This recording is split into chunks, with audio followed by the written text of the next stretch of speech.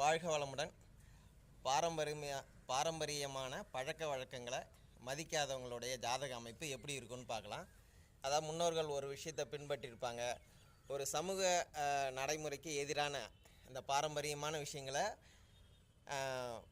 அதெல்லாம் அந்த காலம் இதெல்லாம் நம்ம இந்த காலத்துக்கு சரி வராது அப்படின்னு சொல்கிறவங்க எப்படி கிரக அமைப்பு இருக்குன்னா, ஒரு ஜாதகத்தில் 5ஆம் அதிபதி 9ஆம் அதிபதி அது இல்லாமல் குரு இந்த மூன்றும் கெட்டு போயிருந்தது. 5ஆம் அதிபதி கெட்டு போயிருக்குது, 9ஆம் அதிபதி பாதிக்கப்பட்டிருக்கு, குருவும் பலமிழந்து போயிருக்கு அப்படின்னா அந்த ஜாதகர் பாரம்பரியமான விஷயங்களை கடைப்பிடிக்க மாட்டாங்க, தெய்வ நம்பிக்கை இருக்காது, அதுபோல் மதம் விட்டு மதம் மாறுவாங்க. இதுபோல் அமைப்புலாம் 5ஆம் அதிபதி 9ஆம் அதிபதி குரு கெட்டு போனவங்க ஜாதகத்தில் கண்டிப்பாக இருக்கும். நீங்கள் செக் பண்ணி பாருங்கள், சரியாகவே இருக்கும். நன்றி நண்பர்களே.